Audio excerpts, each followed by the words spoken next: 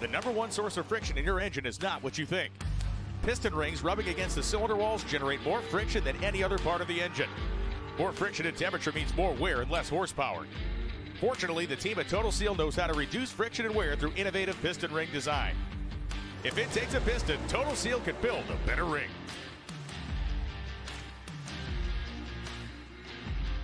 For more than a decade, FTI has strived to become the leader in the aftermarket performance transmission and converter industry. We've joined forces with McLeod Driveline Components under the leadership of Top Fuel Funny Car pilot Paul Lee, and now have a larger distribution network, more resources, and more power. Come see us in the pits and ask how you can join the FTI family. It's not cheating, it is the competitive edge. This is WFO Radio. Hey everybody, WFO Radio is back on the air. Another week of NHRA Drag Racing Talk. We are live. Those of you checking us out on YouTube, on X, on Facebook, in our Facebook group, welcome. We are super excited to have you back as we get closer and closer to the start of the 2025 NHRA Mission Foods Drag Racing Series season and the NHRA Lucas Oil Drag Racing Series season. We got a great show for you today. We got the voice of the NHRA, Alan Reinhart, scheduled to join us. Don't see him down there just yet, but we started the show. I have great confidence that Alan will show up. Also, going to do an interview with Stephanie Nass. And I know a lot of you might be thinking, that's awesome. Stephanie's going to be on the show. She won the Summer Showdown at Woodburn Dragstrip. And you're thinking, man, it took a long time to get that WFO winner interview. And that is true. It is true. But there were a bunch of reasons, but we wanted to make good on our sponsorship of the event. Now, for those that don't know, Troy in Oregon is a WFO Ignition podcast listener, Patreon, diehard behind the scenes, and he has been, inspired to not only go bracket racing, to build a little race car, but to start promoting, to start announcing. He is like a real go-getter, perfect example of what the WFO universe is all about. Someone who doesn't just sit around talking about it, but actually gets out there and does it. Well, he said, I'm going to promote a race. I'm going to promote a big money bracket race, relatively speaking, 10 grand up there at Woodburn. And I thought, man, this is amazing. We'll interview the winner. That's what we can contribute here on WFO Radio and give a little attention to a bracket racer, whoever they may be at that time. And they ran the race, and Stephanie won the race. And then we just couldn't schedule the deal. And then I got sick, and she got sick, and then obviously the end of the season, and there was that plane crash in Pomona, and all this craziness happened. Well, we finally got together. So you're going to meet one of the, she did real well in the Summer Showdown at Woodburn, and we're going to be announcing some big news for the people who want to race for bigger money in the Great Northwest on this show. So stick around for that. If you're let's just say this. If you're the type of person who thinks that the regular guy or girl racer deserves a little more attention, and you want to support bracket racing and the regular folks that do it on a regular basis, I would hope you'd share the show so people can meet Stephanie. If you're the type of person who are like, all these racers, they are, they're big celebrities anyway. And I would encourage you to share the show because you're going to love Stephanie Nass. She's going to be great. We got Alan Reinhart has connected down there. I am fresh back from TBM Brakes in Bradenton, Florida. Yesterday, I had a wild experience. Up early, headed over from Fort Lauderdale area, the east coast of the state, to Bradenton, home of Bradenton Motorsports Park, right? Went to TBM Brakes, arrived there at pretty much 9 a.m. We worked all day, and by work, I mean, like, I watched. And Project Pontiac with a huge advancement, like a major step forward in our ultimate goal of running in the NHRA Lucas Oil Series in, a little over 30 days. Will we make it? Can we make it? The build project that has been Project Pontiac, from the initial dyno test and breaking the block to building the engine to now getting brakes installed, picking up the trailer at Wright Trailers a couple of weeks ago. Hopefully you picked up that video and checked it and liked it. But we're in the middle of the S, baby. We're in the middle of it. We're trying to make it. And is it not looking good? Is it looking good? Well, we're going to play some video clips from TBM Brakes and meet some of the folks including Brett LaSalla, who put his own sick week aspirations aside to finish the Project Pontiac brake job. Humbled. I can only say it 1,000 times. The folks, Doug and Jason over there at TBM Brakes, I'm real proud of it. Like a major modification, like the last really truly stock component. Gonski. We'll talk about that. We'll watch some videos, all that stuff. I see people are populating in the chat section. Ask you to share the show. Want you to share the show as many as is possible. Some new stuff going on out there on the NHRA side of the universe. We're going to talk about Alexis DeJoria going to JCM. Boy, they got us. That is so WFO. If you're new to WFO, if you like drag racing, if you like guys talking about stuff, the show might be for you. But one of our 10-year-old or longer trends is that sometimes, just for fun, the newsmakers wait for us to clear the air. Like, are they off the air? They're all, okay, send the news release. I knew something was up with Alexis. We referenced it on the show. Wasn't mine to say early, but like literally 10 seconds after we cleared the air, the press release drops, comes out on my phone. I get the text from NHRA on Twitter. She's going to JCM to drive the Bonero funny car. But wow, big news. What does it mean? We're going to get into it with Alan Reinhart. Coming up just seconds from now, we'll take your questions. You can put them in the chat section. I see everybody is populating and hanging out. Right? What else are you going to do in midday on Tuesday? This is it. This is your Tuesday, happening that goes down. So we're going to hear from Stephanie Nass. We're going to go out to TBM Brakes. We're going to see some videos of the brake. Like, how much weight did I save? You'll be stunned. I'm stunned. Like right now, I'm driving home by myself at 1 a.m, and I'm thinking, like, I can't believe we saved that much weight. But then again, it makes sense. Before we do that, I just want to shout out to the people who make it possible. You guys know CWT Industries, balance machines for engine shops. If it rotates, it can be balanced. A turbocharger, it can be balanced. If it rotates, it can be balanced. And CWT Industries makes the best in the business. Touch screen, intuitive, easy to train, easy to go. It makes money. It's a moneymaker for your shop. If you got an old school balance machine, reach out to me, Joe at WFOradio.com, and I'll put you together with Randy Neal, or just reach out to Randy directly and tell him you heard about it on WFO Radio. Yes, balance machine is a big investment, but it will pay for itself with higher quality work that is more within a tolerance, easier to train, easier to do, works faster, simple as that. Great stuff. You already heard a little bit about FTI Performance Transmissions and Torque Converters. My torque converter from FTI is on its way. And those will be the final components that need to go up into Project Pontiac. And then suddenly it's about wiring and plumbing and laying out the electronics and all those things. Scott Hall getting me that vacuum bit. All those things. My buddy Amoroso. Jesse Converters on board. Jesse. Matt Latino got his Pro Stock license. Eric Latino, KB Titan Racing Engines. But really, how did that whole thing get funded? It's because of their catalytic converter business and their direct OE replacements. In particular, they've got a couple of brands, but the DPF XFit is for if you're, over-the-road trucking, diesel, you want to just a OE replacement where everything is exactly as the OE, but it works better. DPF XFit, scan that QR code, and happy to have Jesse Converters on board again here in 2025. Bernie's Speed Shop, very excited about Bernie's. Bernie's they're putting out the word. They're looking for inventory. So if you've got a classic car, a muscle car, an exotic car, reach out to Bernie's. They're looking to buy your inventory. I got some inventory here that I've been wanting to send to Bernie's. Project Pontiac is dominating the free time. But go to BURNYZZ.com. Check out their inventory if you're buying or you're selling on consignment. They put out the word on their social media. I'm sure you saw it. They want to buy your car. So go to Bernie's, and Josh Hart looking good. Folks at Foggit, of course, Foggit, the ultimate Christmas gift, the holiday gift. I'm using so much Foggit with Project Pontiac. It's like, we need to grab the Foggit. It's just that simple. But it's really designed for the inside of your engine to protect your cylinder finish and all the vital components, to coat them so that they cannot be corroded, so that they cannot be worn down by the elements. Get it at Summit Racing Equipment. That is the best place to get Foggit, summitracingequipment.com. Hussey Performance, David Allen and the team.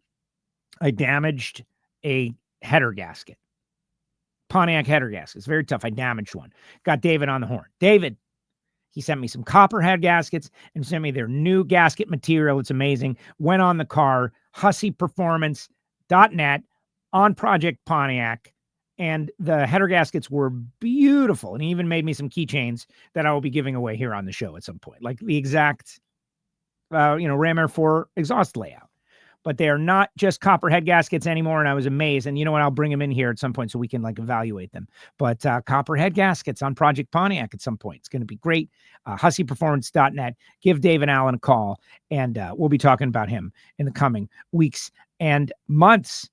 Of course, we'll be talking about our great friend Marvin Rodak and Frank Hawley's Drag Racing School and our friends out there at Samtech and how to become a Patreon. But right now, let's get to the voice of the NHRA, Alan Reinhart, who joins us each week right now. Alan, got to get the spots in, man. I got to get the spots in. I feel bad for the people at the start of the show, right? But I listen to Joe Rogan and he's knocking out the spots. This is the most listened to guy in the world. He's got his sponsors. I got my sponsors. Got to talk about them. They literally make it possible. Hopefully people understand. How pathetic do you have to be to screw up a header gasket while you're fixing the brakes? I know. No, that was you're conflating two issues. It was a week ago. But since the last show, they both have happened. Yes. You just said we did the brakes on the Pontiac, and then I had to replace a header gasket. I did that. Well, I'm taking a week and compressing it into one statement. Yes. We couldn't bring the car to TBM without connecting, the headers and getting everything ready to go to put it in the new right trailer and drive over there and in the rain, getting a real workout. Let me tell you, you don't. Okay, let me start from the beginning. Hey, Alan, headers on Fords, are they easy? Are they normal? Are they more challenging than normal? Let's start there. I guess the answer is it depends. On the car sitting behind me, they're pretty simple. Matter of fact, with a small block in it, the right side header you can put in from the top. And if it slips out of your hand, it'll fall all the way to the ground and you have to crawl into the car and pick it up and come back and try it again. The left side header is slightly more challenging. With a big block in the car, it's a little more challenging. With the small block 428, it's a little more challenging. But some, it's like anything else. Some are tougher and some are easier. Simple as that. But okay. I've never screwed up a header gasket while fixing the brakes. I will tell you. While doing the brakes. So, nor have I, but to go do the brakes. So on the Pontiac, with the and I don't know how familiar you are with the Pontiac engine layout, but the exhaust port kind of angles down. It points down. It makes a U-turn.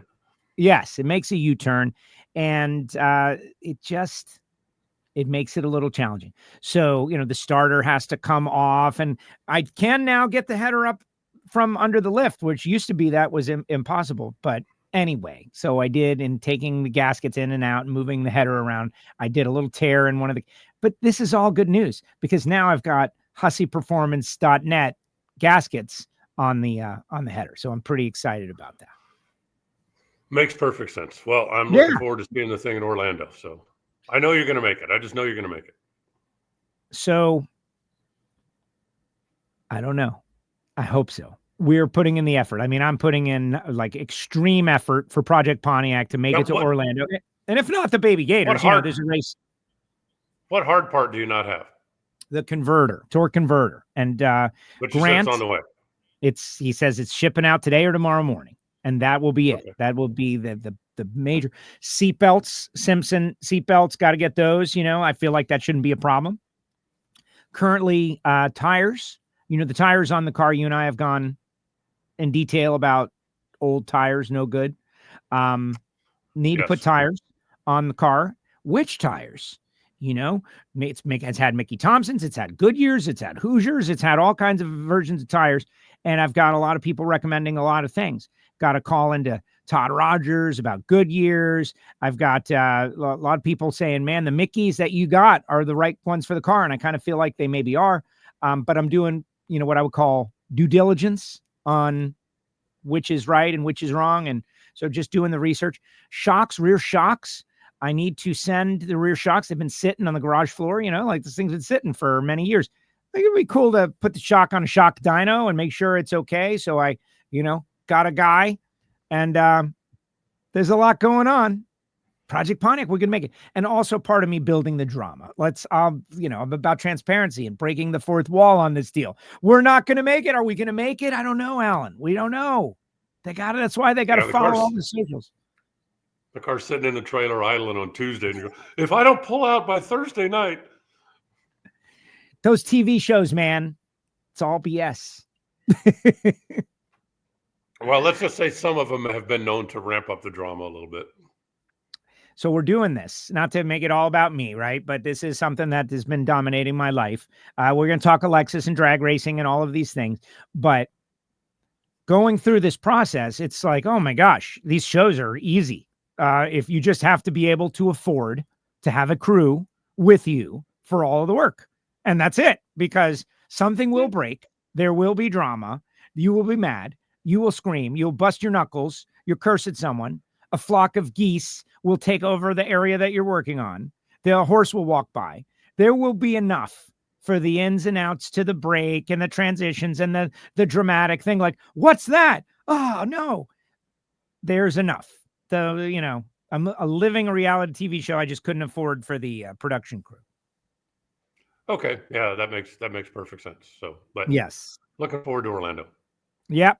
Now, are you, we'll see. And the Baby Gators and Orlando, 3 consecutive weeks of NHRA drag racing, culminating with the Amalie Motor Oil NHRA Gator Nationals. Like, that's going to be busy for everybody. Yeah, definitely. And, don't forget Bradenton for a number of the pro teams is happening before that. And Wes Buck has got his Pro Mod Series going on down there. I believe they're racing again this weekend. He's got, there's always been a lot of Pro Mod racing that takes place down in Florida this time of year. But Wes has been able to put together a 3-race series and kind of get everybody under the umbrella. So, be interesting to see. Can Kai Kelly win again? That was big news last time. Yeah, very exciting. I love it because of Bradenton Motorsports Park and Victor and the investment and the fact that this track is really the center of the drag racing universe during, call it December and January. And yes, Wes has done a great job over the years with his, evangelical visionary style where he comes up with a big idea and nobody thinks it's going to happen and then they pull it off. This 3-race series, huge money. A lot of my local friends from the East Coast of Florida are planning to go over there this weekend and, get in on the action to participate. But whatever we got to do to keep that track viable and, not just viable, but like so viable that the local community needs it, wants it, is willing to do whatever it takes to keep it there forever and ever. Being over there at TBM Brakes this past weekend, I had a couple of nice conversations with the folks from the community over there. And we were just talking about how, those had the houses, right? The whole area on the west coast of the state of Florida is, I'll say just in a big boom period. You got people realizing like cold weather stinks. Let's move to Florida. And no kidding. That's one I of just the have areas. To move my heater. Yeah. That's one of the, is it cold there? That's one of the areas that they're moving. So loud, Reinhart. It was it was a little chilly this morning. So when I came in, I plugged in my heater and give me a number. It's warmed up now. So give me a number. What's the temp? I think it was 30 this morning when I came in. Okay. Too cold for this guy. Too cold, but it's raining here. But the track is doing well. And yeah, I wish everybody good luck this weekend. And of course, the Pro Superstar Shootout coming up in February. That's very soon. Very soon. The pro teams will be down there racing for big money and getting ahead of the season because it is also the culmination of a big test session. It's not just an event. They're going to be down there working on stuff. So let's talk about last week's show and where we left off, where we tickled a topic, Alexis DeJoria, and the second we cleared the air, they dropped the press release. Alexis going to JCM Racing. I believe that shocked a lot of people. It shocked me. I honestly didn't know anything about it. As a matter of fact, I said last week that I would be very surprised if Alexis wasn't driving a funny cartoon by Dell when we got to Gainesville. So, shows what I know. But there's always some stuff moving around behind the scenes, and I don't have any inside information. I haven't spoken to either Dell or Alexis. I sent text out to both of them and said, hey, heard the news, and good luck going forward. Hope it's what you wanted, and I guess we'll just wait and see how it all shakes out. I still haven't heard anything as far as crew chief or infrastructure for Alexis. So apparently either that's still being worked on or hasn't been announced, or and I don't. So. Well, so nobody believes you didn't know. We know that that's how you maintain your trust, is by saying that you didn't know and giving us a total incorrect analysis. And then, oh yeah, I didn't know. But anyway, what I am immediately curious about, because it's a story that Alexis is going to JCM, and what's happening with Dell, right? Like, what's happening with Dell? Why? Because Del Worsham, in my opinion, and I would love for you to talk a little bit about him. This guy's won world championships in Top Fuel and Funny Car, and he can do it all. He's a do-it-all guy. He's one of the best starting line interviews that we have, because he lays it all out. Like, that is the kind of potential hire that wins a world championship. Like, that's the guy that when you add him to the mix, he can literally make the difference between just being there and competing for a championship. Now, does he want to be does he want to do it that way for someone else? Like, we don't know. But if Del Worsham is available, I think that, you got to get him if you want to go over the top. That's my opinion. Well, I'm certain that his phone has been ringing. So, whether he will take something or whether he'll take some time off, I don't know. And I really didn't know about Alexis last week. So, sometimes you kind of get involved in your own little world and some of these things slide by. But no, I agree. Dell, with his knowledge, with his experience, they've had a really, really good car over there the last couple of years. And I think a lot of people feel like they should have won some races over there. Just didn't click. But, Dell is very highly respected and very well thought of. And if he wants to go back to work, I think that he'll have more than one opportunity if that's what he wants to do. Yeah, I think that's my first thing is like, all right, we know what Alexis is going to be doing, and there will be a crew chief on the car, and it will be good equipment. What's happening with Dell? We'll see, right? That's going to be interesting, and maybe he wants to take some time off, but don't do it, Dell. Don't take time off, Dell. Go make that money, baby. Randy Johnson is out there, and he says, great show. Always love it, especially since so much has happened in LA.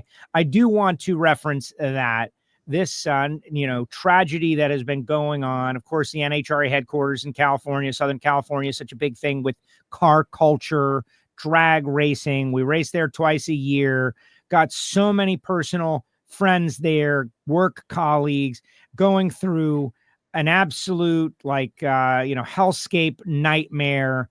My high school friends, her daughter's school is gone. Her friends, their family's houses are gone. Just such a tragedy. And we always try to think about what's most important here in the WFO universe. And, hearts going out to all of those that are affected. Agree 100%. When you look at what's been going on and still going on in some places over there, just the devastation and it's crazy looking at the pictures.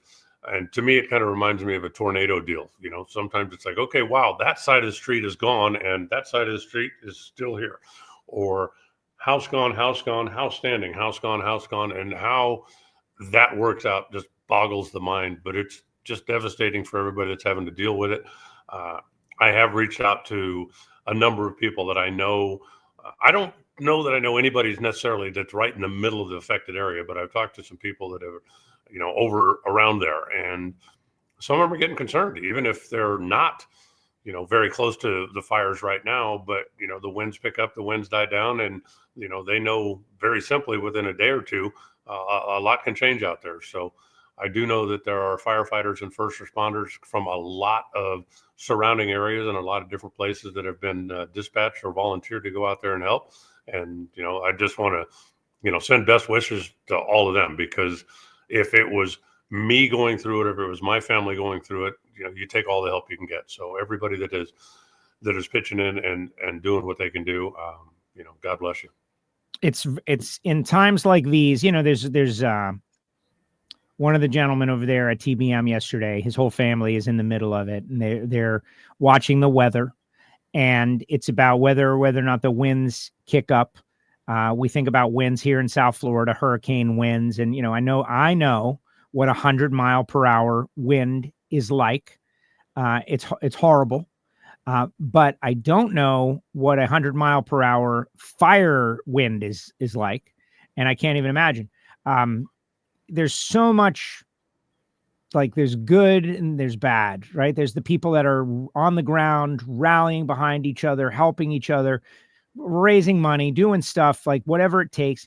And then you've got the negative stuff on social where people are, just putting out whatever they want, whether it be false information or incorrect information or serving their own agenda, whatever it is. It's just in times like these, it's really clear, right, who the people are who are trying to be helpful to this situation.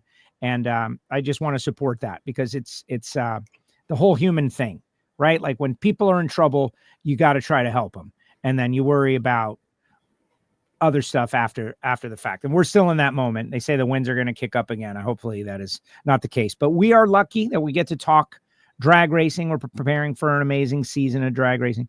So a couple of big stories up on NHRA.com. Lone's talking about redemption, the teams that had tough years last year.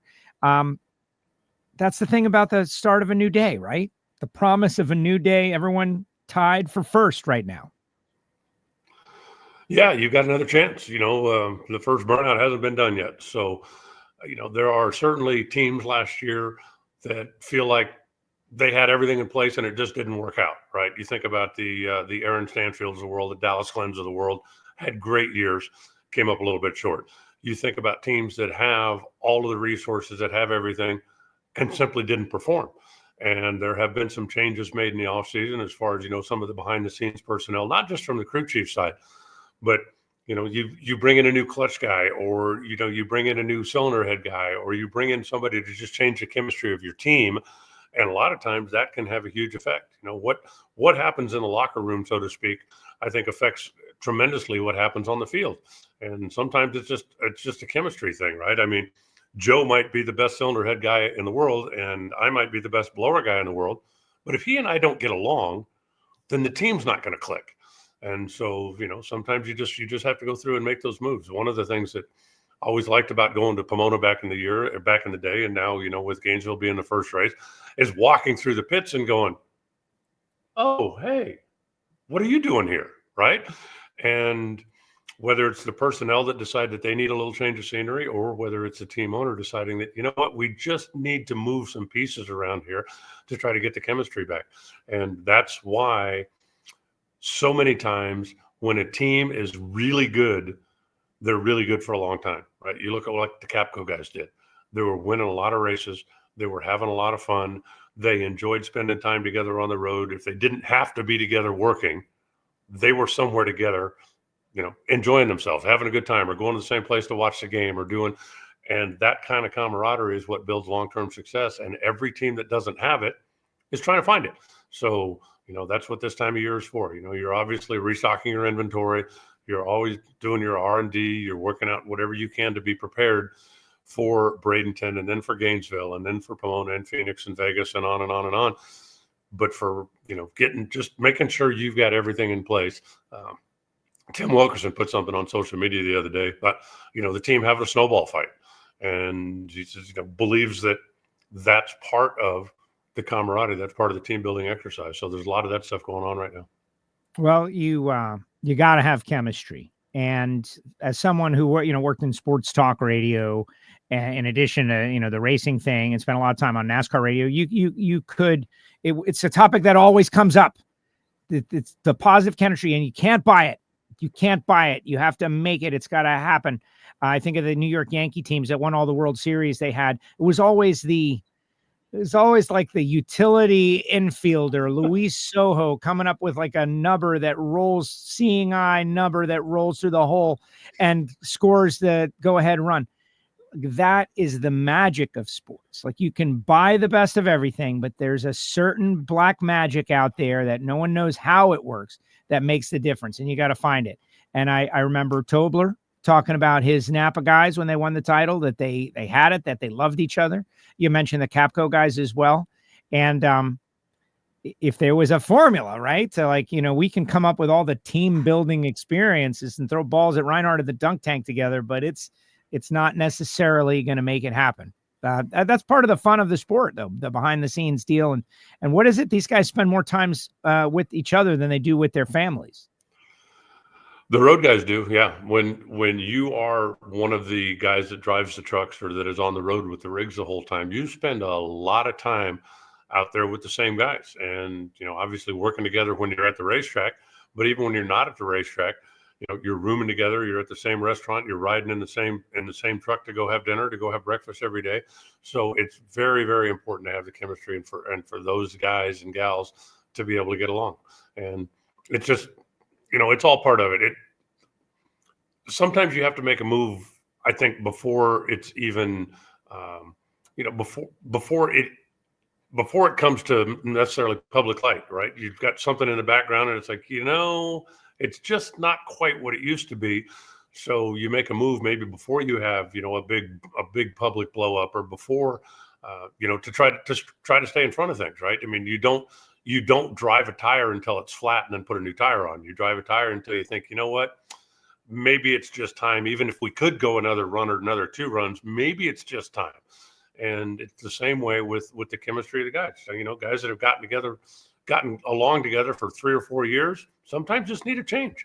And so all of that kind of stuff happens behind the scenes. And that's one of the big things that most of the casual fans don't see, but it's really important to the continuity of a team. Absolutely. Well, we'll see as they try to make it. Dragster Jeff loves the idea of the WFO dunk tank. Didn't they have a dunk tank this year somewhere? Seattle, I think. They did. There was a dunk tank this year.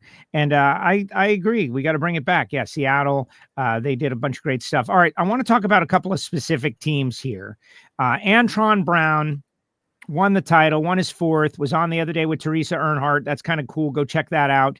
Antron, they're going to be without Mark Oswald. And Mark was I'll call him a silent partner. He didn't really like to talk on the starting line. He would if I asked him, but Karate took over, or Brad Mason took over like the vocal point. But when it came to behind the scenes, Mark was extremely active. How challenging is it going to be to fill the void left by the absence of a Mark Oswald? TBD. I think that we're going to find that out in the first 4 or 5 races of the year. Mark Oswald and Brian Karate as a team, obviously very good. Won a lot of races, won championships, obviously very good.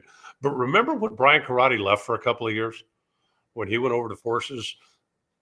Now, Antron's team didn't fall off the map. They still were okay, but they weren't the championship contending week in, week out threat with half of the team gone. And now the other half is making a move. So I think, TBD, like I said, there are a lot of guys that work well together. As a general rule, the crew chief magic is when you have one guy whose philosophy is hold my beer, and another guy whose philosophy is like, well, let's take, the conservative approach. Let's just make sure we don't make a mistake. Let's kind of ease up on this thing. And they find a happy medium. And those are the teams that have tremendous success together over the years. Well, Brian was kind of more of the hold my beer guy, and Mark was more of the, hey, let's maybe back up a little bit guy. And together they had tremendous success. Mark wasn't as good without Brian. And unless Brad Mason can step in and fill that role right out of the box, then I think there's going to be a little bit of a growing pain there. Do I think that they're going to, struggle in D&Q? And no, of course not. The team's too good for that. But will they be championship contenders right now? I'm not ready to pencil that in. I want to watch 3 or 4 or 5 races and see what they do. It's fair to ask the questions, right? Like, just like, am I going to make it to Orlando? It's fair to ask the questions so that we can consider what may or may not happen. And that way, when they live up to it or exceed or excel, we can say, man, they did it. And we can also appreciate Mark Oswald and his contribution to the sport over many years. A driver that I'm thinking about is Justin Ashley. Justin Ashley has been It's really interesting because of his talent and ability and demeanor. He is a superstar. You know, he's NHRA's greatest driver to never win a championship, right? Kidding, clearly. But he's knocked at the door a few times. Last year was the year that, because of Randy Glady and the extra resources, I don't think a lot of people know that when that team was self-funding and they were out of their pocket, that they kind of ran out of resources come playoff time. Last year, they didn't. They contended to the final race. They came up a little bit short. Should they be doing anything other than dusting themselves off and going at it again? Because they seem to be pretty strong down the stretch, and it just didn't fall their way. You know, they lost by a couple of thou in the critical race. I spoke to Mike Green. He said, you know, sometimes they don't run quite as quick as you want them to. They were maybe victimized by the serendipity of the plane crash. You know, we don't know what would have happened had they run that at the appropriate time. They had to go back to the pits. What should they be doing as they get ready for 2025?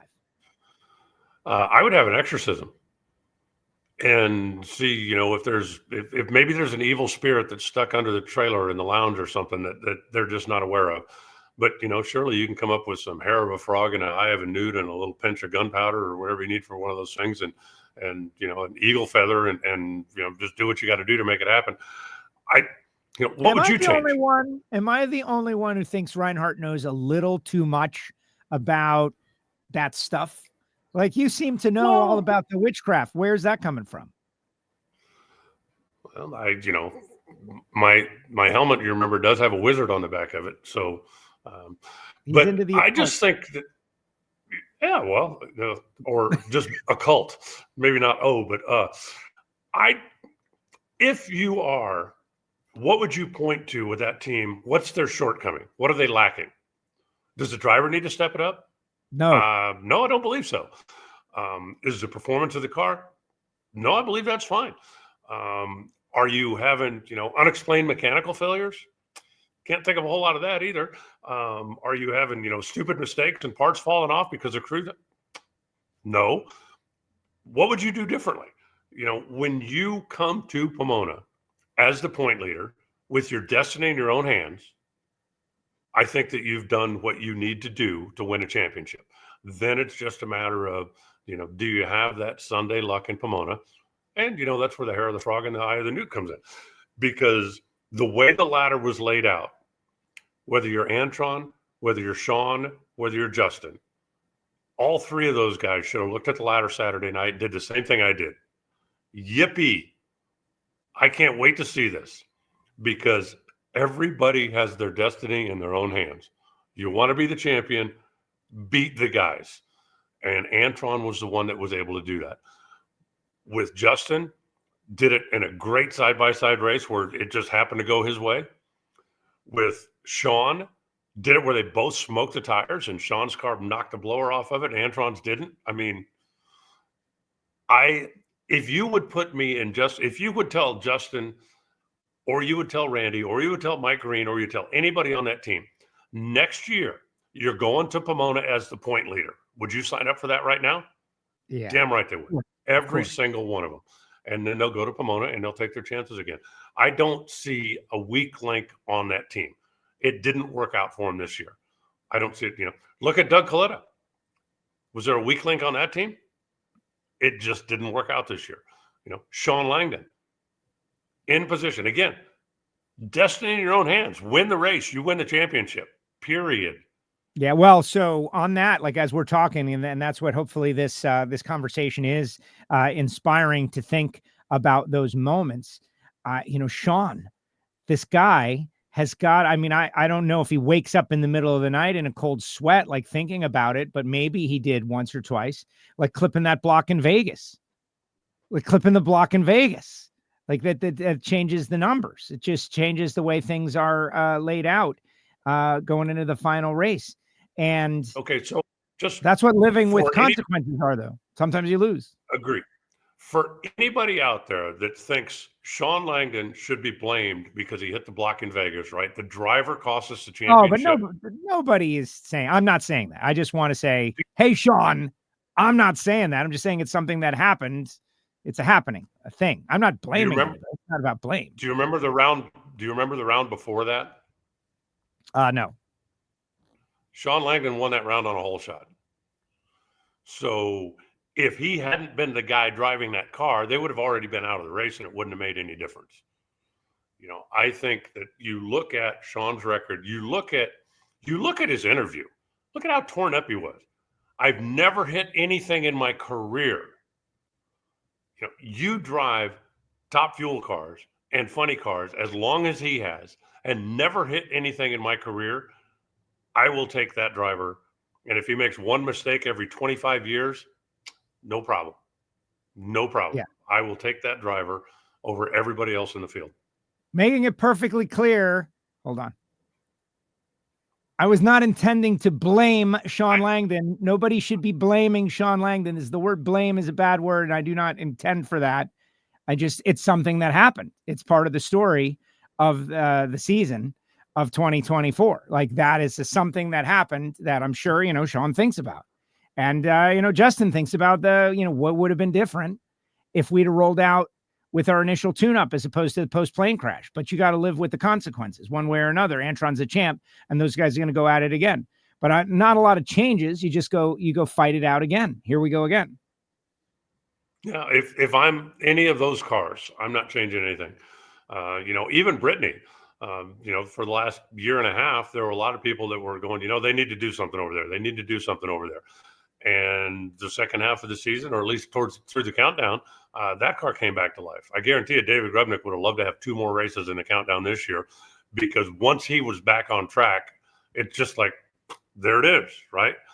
We just found it a little bit too late. So I think Top Fuel is going to be a war coming up in 25. Yeah, very exciting. All right, just a special announcement.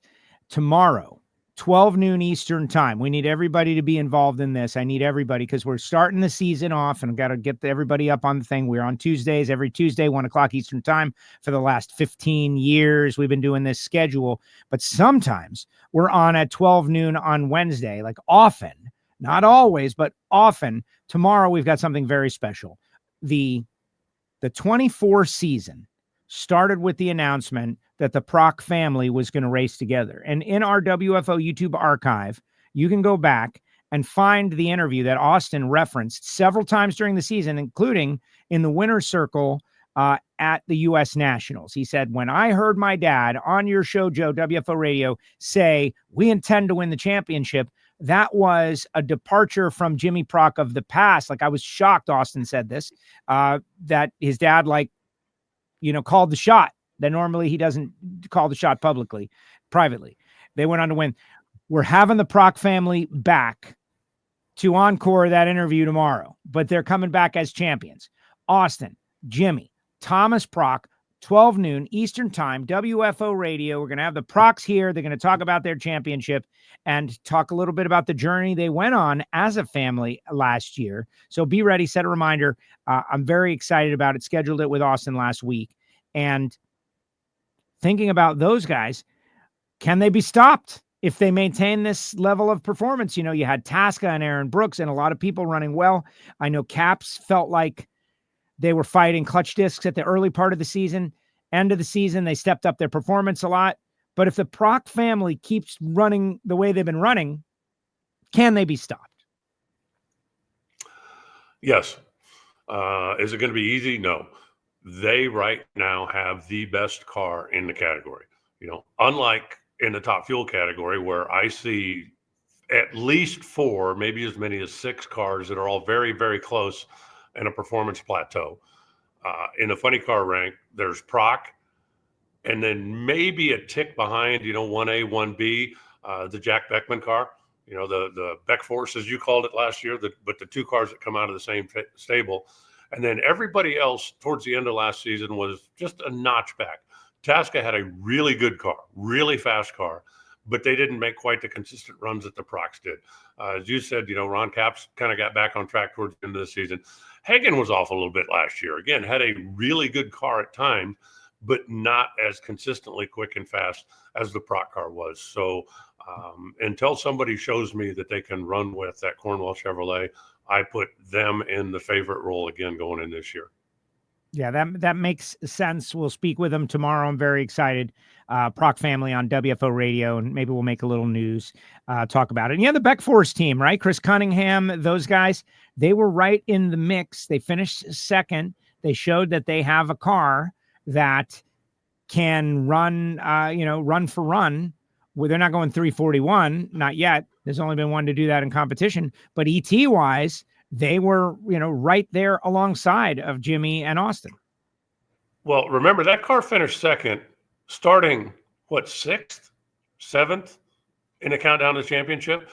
Had the team not missed the races after John got hurt, they would have been starting the countdown, I believe, in second place or potentially first, but they would have had a much smaller gap between themselves and the Prock team. And had Jack not had the medical issue in Dallas and been able to run, things would have been different. So that's why I classified them as 1 and 1A.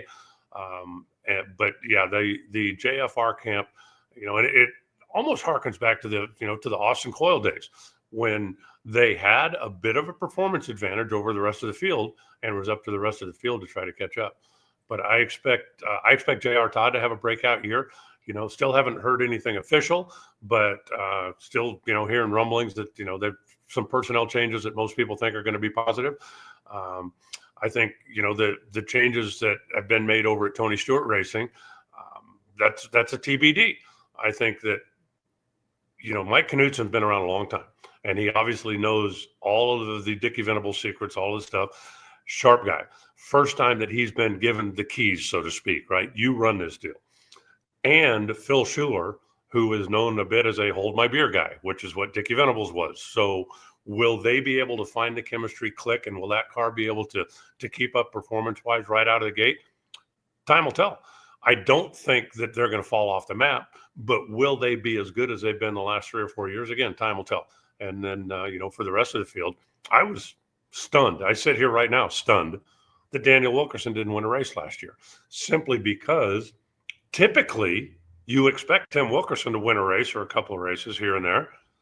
And with Tim concentrating solely on the tuning side of things and Dan doing the driving, I think most people expected them to find themselves in a winner's circle. But Austin just didn't leave any crumbs on the table. The Alexis DeJoria car ran well enough to win a race or two. It just never clicked. There was always, when they needed that run, they didn't have that run. And for whatever reason. And there was, a couple of times when, whatever the issue was, but there were a couple of times when it's like, this is the run we need to put us over the top. And they just didn't have it. So, what's going to happen with her and the new house and the new place and TBD. But I think that, as I said, Prock and Jack are 1 and 1A. Very, very interesting. Why didn't Charles Barkley win an NBA title? It's because Michael Jordan won them all. And it's not that he wasn't a great player. It's just like you got a guy out there gobbling up everything. And that may be what happens with Austin Prock. These guys are going to have to step up. But yeah, not that anybody is bad. Caps is going to be better. And Beck Force, of course, Hagen, like you said, going to be very interesting. The Blake Alexander, Hunter Green deal. They're going to have a car that can win races. Daniel will be better. Cruz Pedregon, we can leave that story out there, right? Like, just continue to be on the precipice of something big. Paul Lee, I'm telling you, Paul Lee's going to win a race this year. Maybe it won't happen, but the way they finished in the countdown, they finished so strong. And Paul said they're keeping everybody going to be very interesting. Funny Car is going to be so much fun. Yeah, I think it will be. And, as far as, Paul Lee, I think is a great question mark. And I don't know the answer to this. Maybe you do. Has he committed to running the full season? He has said in years past that, they're going to come out and run the first 3, the first 4, the first 6, and then make a determination. If he decides to come out and run the full season, then he's going to be a headache all year long. And especially when we get into the countdown to the championship, because unless something's changed that I haven't heard about, if he runs a full season, he'll be in the countdown. Right. And so I have spoken with Paul, especially at PRI, and we had some really great conversations, and he's real happy about where everything is. But the whole we call it the participation trophy part of the countdown rules, which, as I understand, they have not been changed as much as it is bantered about each year. Like, well, should we?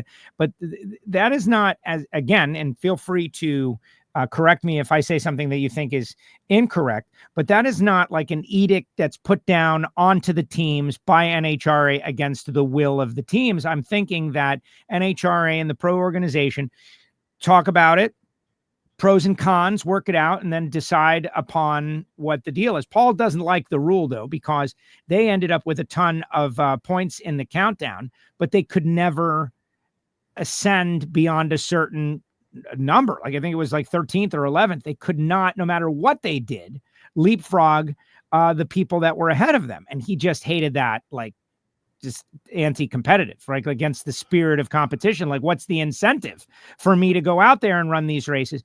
And so does that mean he's going to go to every single race? Does it mean, I think Paul is going to keep the strategy of start out with the intention of doing well and going to all the races and see how it goes, because he's got a bunch of other things that he loves to do. He is a professional level poker player. He did really well. The biggest hit he got last year was the Pep Boys call out. The second biggest hit was he won a huge poker tournament. So it all depends, I guess, how they do at the start of the season, but I'll double back with Paul. In fact, let's get him on the show. Well, one of the things when the countdown came into effect originally that I talked about that I didn't like about it, and that is the fact that if you're not in, at the time it was the top 10, that you couldn't get there. And for somebody that, had a medium season and was 11th or 12th, the chance to stand on the stage in Glendora is still a big deal, right? If you get hot towards the end of the year and you move from 11th or 12th up to, 8th or 9th or 10th, at least you get a chance to stand on the stage. And if you have sponsor bonuses for being in the top 10 or whatever, that goes away. So that's one thing that I've never been a big fan of. But when I was talking about Paul, whether or not he runs all the races, my thinking is if Paul runs all the races, he'll be in the top 10, period. So it won't be a matter of, he'll be in because he got the participation thing. He came pretty close last year to making the countdown, even though he didn't hit all the races.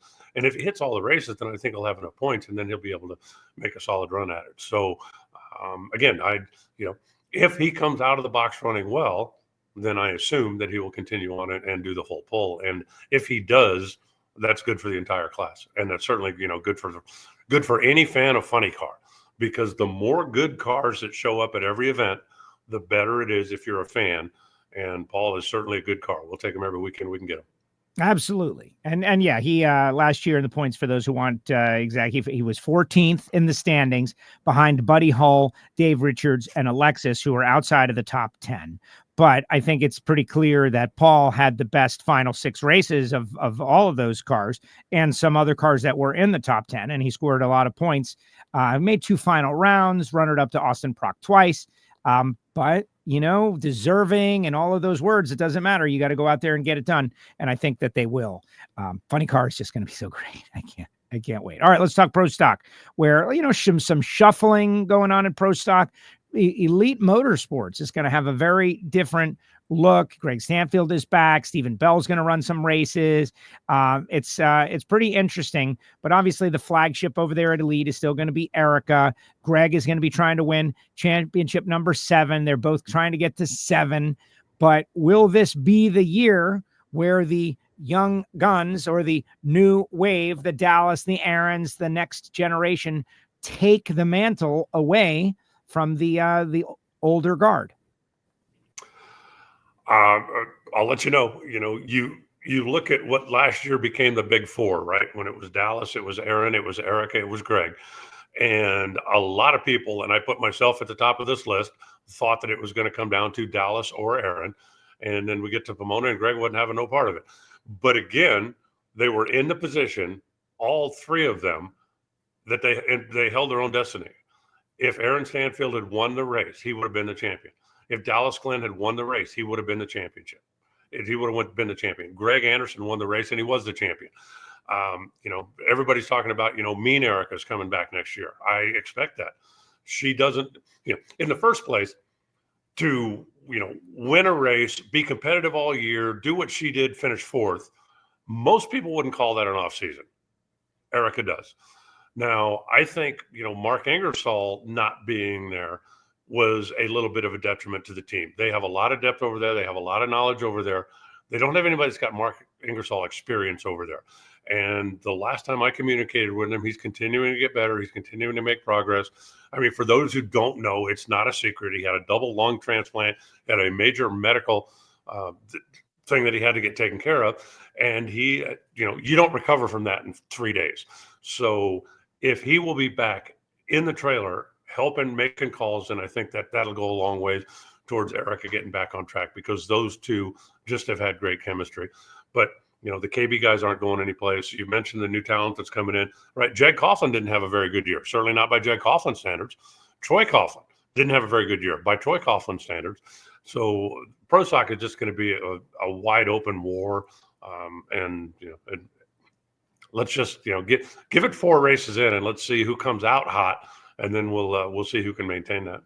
Well, exactly. You look at it at this like this landscape, and Greg and Erica and Dallas and Aaron, they were the strongest runners last year, but in a season where Hartford had a nightmare season, coming in off his best season ever, and they're going to bounce back, you would think. Like, they were running strong at the end of the year. They just you couldn't overcome the weight of their terrible start. Derek Kramer, as I understand it, they did a whole ownership switch, and there was a lot of car switching and trailer shift switching and all kinds of like logistical things going on behind the scenes that distracted their attention from championship caliber, decisions while they were on the track. And Michael Heiner, clued us in on the Hear It From Heiner show for Patreons throughout the entire season. So we're very, knowledgeable about that. I'm excited about those two cars. The Quadra family, like, what's going to happen with the Quadras, right? Like the Quadra breakout season that is going to happen. Nobody's punched it in the winner's circle just yet on a national event level, but they're getting better and closer. And I'm really feeling like this could be the season of a multi-win Quadra family breakout year that could fundamentally change the power dynamic in Pro Stock if they start getting a couple of Wallies per season. Well, it certainly could be, but we have thought that for the last couple of years. Obviously, the business changeover and all the things that the Quadra family was going through distracted quite a bit from their Pro Stock effort. Not just the number of races that they ran, but I got to believe mentally, right? If you're thinking about, I've got this meeting next week, or I had this meeting last week, or we've got to make sure that this gets taken care of, that distracts you from the project at hand, which is driving a race car. So with that stability, I expect that entire team to be better, and they were already pretty darn good. Yeah, it is going to be a lot of fun in Pro Stock. And then Pro Stock motorcycle, it's I am wondering what's going to happen towards the end of last year with Gage and Matt. They were pretty close. Like, I think in the final race of races, they had gotten things to where they were closer than they had been. We've got a new fuel. It's going to change some things. But I spoke with Matt Smith and I spoke with Andrew Hines, both at PRI, on the topic of how to get like a few more contenders in the mix. When Matt's a professional drag racer, we know all about that storyline, and we know what Vance and Hines is. That's clear. How do the Kelly Clonces of the world, how do those guys step up and contend a little bit better, at very least, so they feel like going to the race is worthwhile, that they have a chance? Well, horsepower obviously is the big thing. And since horsepower is available out there, via Matt, via Vance and Hines, but then you got to take it from there, and it's the details. You look at all of the years. I think Pro Stock was the greatest example of it. There were a couple of guys that just simply had more horsepower than everybody else, and they ran over everybody else. And then once horsepower became available, the teams that were concentrating and had full-time people, and I just don't know if it's possible for Kelly and Chris Clontz to put the hours in making sure everything else is perfect, like the Vance and Hines team does, like Matt's team does, like the Alligator team has done in the past, whether it's going out to test or whether it's spending time in the shop or whether, Steve Johnson is in the shop every day. And he really felt last year like horsepower wasn't his problem. He felt like he wasn't making good runs. He wasn't making good decisions at the racetrack. And he feels like he's got a bike that's a lot better than they showed last year. So is he going to break out? But there's just so much to it.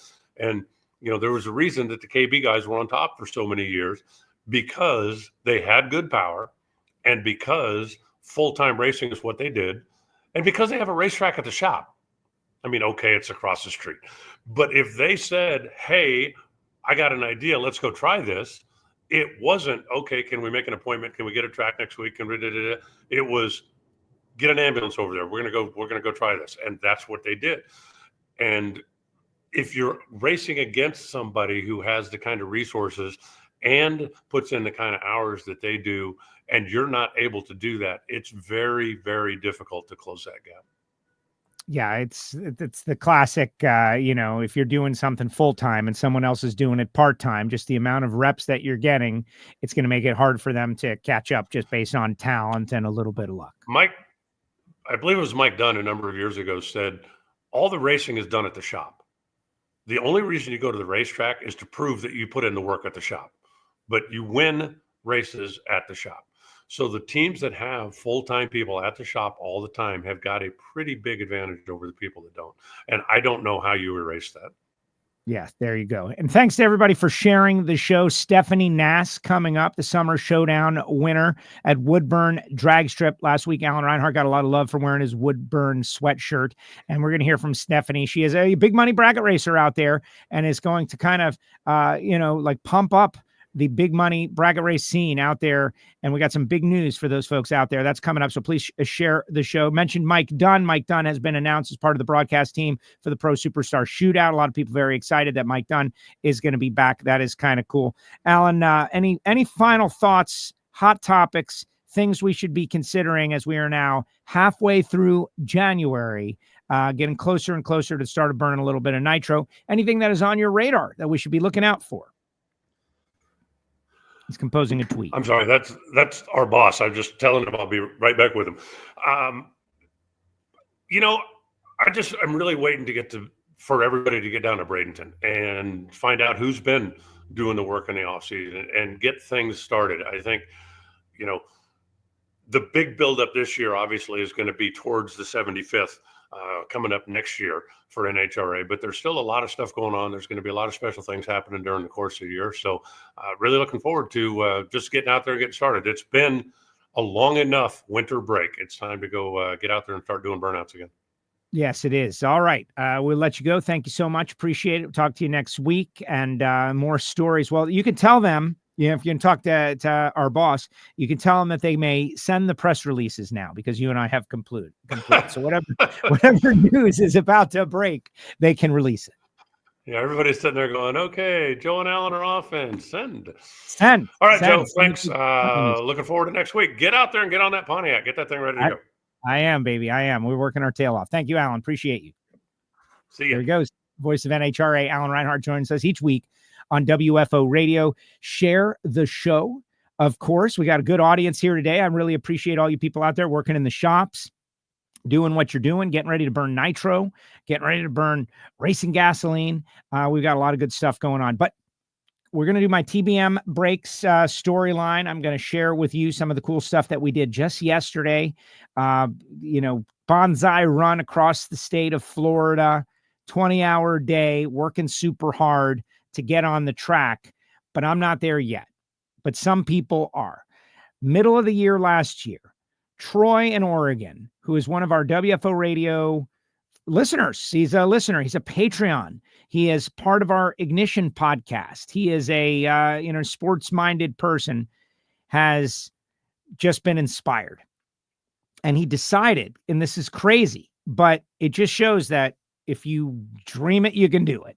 he decided, you know what, I'm going to build a bracket car. And as a middle-aged person with a family, he built himself a little bracket car. And then he got out there and he heard some announcing and he wanted to get on the mic and he started doing some announcing. He's done a great job. Luke Bagacki has even hired him in to do some races, like with no background, just decided he's going to do it. Well, I guess in the Great Northwest, there's not a ton of 5-figure bracket races, whereas everywhere else, obviously in Vegas there is, and in Bristol there is, and Alabama there are the Original Million, all these $1 million big money bracket races. He wanted to do something in his community, and he decided to make a difference by promoting his own big money bracket race, the Summer Showdown at Woodburn Dragstrip. And when he announced it on WFO Radio Ignition, our audio only podcast, I wanted to do something. And like writing a check was not an option. Sorry, Troy. But we offered to interview the winner of the race, whoever it would be. Put him on the air on WFO, let the world of drag racing from here to Australia know who they were and what they did and why they did it and why it was a big deal, and give them the microphone. And that's what we're going to check out right now. When we come back, you'll hear the story from TBM Brakes. But if you love the local bracket racer, if you want to see the grassroots racer talk about their success, if you think motorsports and sports in general is too much about the person with the private jet flying from one place to the next and should be about the family racer, then I would hope that you would share this on your social. You would promote this, because you're getting an interview with one of someone who has done really well behind the wheel of her race car, and that's coming up right after this. For more than a decade, FTI has strived to become the leader in the aftermarket performance transmission and converter industry. We've joined forces with McLeod Driveline Components under the leadership of Top Fuel Funny Car pilot Paul Lee, and now have a larger distribution network, more resources, and more power. Come see us in the pits and ask how you can join the FTI family. It's not cheating, it is the competitive edge. So if you've watched or listened to WFO Radio for the past year or so, on the Ignition podcast, we have got this eclectic bunch of drag racers, people from around the country, and one of those people is Troy from Oregon. And Troy is like a very, a doer, and he started bracket racing and he loved it. And he decided, I'm going to promote a race. And that's just so crazy to me, because he's like, I'm going to promote a race. And so I told him, hey man, if you're going to take the leap and you're going to promote a race, I will have the winner of your race on the show. Now, what's crazy about it is that it happened at Woodburn. It happened, I guess, in August. It was the Summer Showdown, and we never connected with the winner. And we didn't connect with the winner for a whole host of reasons, like legit reasons, but we never quit on WFO Radio, and we all live up to our expectations. And so now, here in the winter, we're going to connect with the Summer Showdown at Woodburn's winner, Stephanie Nass. Stephanie, congratulations. Your winner view on WFO Radio is happening 6 months later. Thanks for having me. I'm pretty excited. I'm excited to have you on. We've been trying to connect, and it has been, mutual. It hasn't dialed in. But you know what I really blame is the time difference. I'm as far east, and you're as far west and northwest as you could possibly be. Yep, very much so. We're up here in the rainy cold. It was not rainy cold that day. It was actually really hot and muggy, but we're in the rainy cold now. So let's talk a little bit about this race. Troy decides he's going to plunk down a ton of money, man. This is big money bracket racing. Yes, there are $1 million races and there are $50,000 races. But from what I understand, up there in that part of the country, there aren't too many $5,000 and $10,000 races. So this was welcome in the region. Yes, very much so. As everyone knows, we have Vegas Spring Fling Million. That's about as big money as you can get, especially on the West Coast. There are several races down in California that you can go for 10, 15, 20. But up here in the Pacific Northwest, I don't feel like we get that chance very often. So shout out to Troy. Thank you for putting this on. It's a big deal for us to be able to go for this much money, especially in one weekend. But yeah, I would say this was probably the biggest payout that we've been going for a while. So That is nice. No, it's great to hear. It's expensive to get to the track. It's nice to take home big money, a check, and a trophy. But how about the trophies? Like this guy went all out and did something unique. Yes, I was so hungry for that trophy. These things, there's nowhere else. You don't see one like it. It's blown glass on top of wood with leather and printed. It's pretty sweet. So as soon as I saw this picture come out, I said, I got to have one of these. That is awesome. See, I don't think a lot of people, obviously the Wally, the ultimate motivator, got to get a Wally. That's probably one of the big reasons I'm doing my Project Pontiac thing, to try to get a Wally at some level divisional. I see you've got a couple of back there. And in fact, the trophy is right there on your trophy case. Bring that thing down. Yeah. Look at this. Don't break it. God, it's pretty sweet. Look at this. This is the best I've seen. It's cool. It is so cool. Like, Cool. Honestly, he went all out. It is beautiful. It is good. Well, so this guy did a great job. We don't want to, we don't want to blow his head up too big because he's only done one race. But I will say, I happen to know that I don't know if I want to. Yeah, I can say it, that they're going to do it again. They're going to do it again next year in 2025. The Summer Showdown is going to be back at Woodburn. Troy's going to do it all again. He hasn't had enough. He wants more of the stress that goes along with promoting a drag race. So that's exciting. I'm glad that he's doing it. I'm glad that you guys are getting a chance to go get it. There you are. Let's talk about your race day. How was it? Yeah, it was, this one was 2 day. I think Friday was a warm up and then Saturday was the big race. Friday was not too kind to me, but Saturday, I honestly don't remember how many rounds it was, but every single round was hard fought. Everyone here in the Pacific Northwest, we're all dogs. Like, honestly, we're out here trying to get it. We're just as good as anybody else in the country, but there are a few races. I want to shout out Logan Scrivener. He was doubled till literally the semis. So I want to give a shout out to him. I met him both times in the semis and then in the final. And it was a hard fought both times, like, honestly. And then shout out to Don Sefton. He was also doubled going into, I believe, 14 or 11 cars. So shout out to him. But yeah, I think the one race I want to mention, though, so anybody could come and double in our class. There's no time limit, no top end time limit. And my buddy John Floyd Jr., which actually ends up being Sadie Glenn's brother, aka Dallas Glenn's wife, also a racer. But yeah, her brother was I would say, most anticipated round, not looking back, because he was driving his truck, which they aptly named, I think, Black Beauty, if I remember correctly, Black Beauty. He was dialed 930. I kept 5 flat on my car pretty much all day. 930 to 5 flat is not easy. So, Wow. So I'm not gonna lie, I dialed down a few and just was gonna hold it to the pedal all the way down. Thankfully, he red lit. I'm not gonna lie, I was freaking out a little bit, but that one sticks out to me the most out of the day, minus the final. It was getting, like I said earlier, it was super hot and muggy. Forest fires were in the area, so there's a lot of smoke in the air. So dialing was a little bit rough throughout the day, but the final was against Logan. Again, he is a competitor. He's a young gun. Don't ever take him lightly. That one was also stuck out to me, but in the end, the wind light turned on in my lane. So running the same person back to back in the semis in the final, to me, that's given me a little bit of a twitch, right? Because the superstitious nature, well, I just beat them and maybe then they will beat me. It kind of tends like flipping a coin. Just because it's tails this time doesn't mean it's going to be heads next time, but it might. And so when you beat them the first time and you got to run them again in the final, that's there's got to be a little something to that. Yeah, I think the last 2 times before that I raced Logan, I did not come out on the winner's side earlier in the year. So I had that kind of chip on my shoulder going into the semis.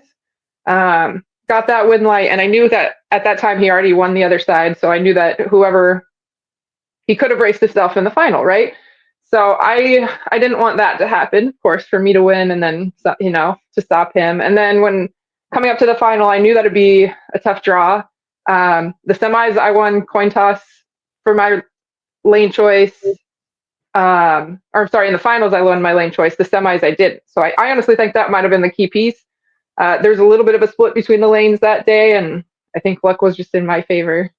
which is part of winning every single race that gets won. Yeah. It's a part of it. You know, you're 001, you could have been a 001 red, like it's 2000. Anything can happen.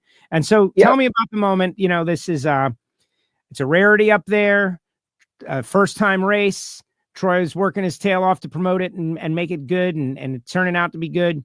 And you make the final and you turn on the win light. So as you're going through the traps and the light comes on the wall, I've not been to Woodburn. I hear it's great. But just tell me about that moment where you just, you know, you're going to bring home, what was it? 10 grand. Yeah. So funny enough, that day, in the semis, right after our run, the win lights and the scoreboard stopped working. So when I went through the traps, I knew I crossed in front of them. I knew what I dialed, and I looked up at the scoreboards. Neither win light was on. So there's that moment of what the hell, like immediate moment. And then I could see the win lights on the actual guardrails. That was what caught me. And of course, I'm a very outspoken person. So when it comes to winning, I'm glad there's no GoPro in the car, because there's all kinds of sounds, words, all kinds of stuff. So I was super stoked, especially to be the first winner of this event, because this event's going to be big eventually. I really do feel that in my gut. If you didn't miss it this year, you missed out. But yeah, it was quite the day. I think honestly, my favorite part, I pulled my car into the winner's circle, and this little girl, I guess 8 or 9 years old, she was setting up for the race that was happening on Sunday. And she came over and she was like, "I'm so excited that a girl won. I've never seen a girl win a race before." I almost lost it. I was already emotional, but at that point I almost cried my eyes out again. But it was a good day. That was the best part about my winner circle, I think. That is amazing. That is amazing. Yeah. You know, like at the local level, the grassroots level, like there are fans too. And maybe the scale is a little different, but there are people that are watching you and cheering you on. And to be able to do that for a little girl, and she might, who knows, she might end up in a junior dragster following in your footsteps. Yeah. That is cool. So tell me a little bit about the car, though. What kind of chassis? And then we got to talk about all that hardware you got sitting behind you. But what kind of car is it? And, you know, what engine and all of that? Yeah, it's a 2008 Undercover, 565 big block Chevy, conventional everything, nothing special, to be completely honest. But yeah, that's it's my baby. She matches me. She's a redhead, just like me, a little spicy sometimes. But yeah, she's my baby. That's awesome. That's awesome. All right. What about the rest of the trophy case back there? I see a couple of Wallies. So you're an accomplished racer, clearly. And that big one, when did that come from? That's my division championship. So we have a series up here. It's called Super Quick. Up until this last year, I believe it was the last year in 2024. But I won the division championship in 2019. So, and then other Wallies are also from Super Quick and a couple national opens.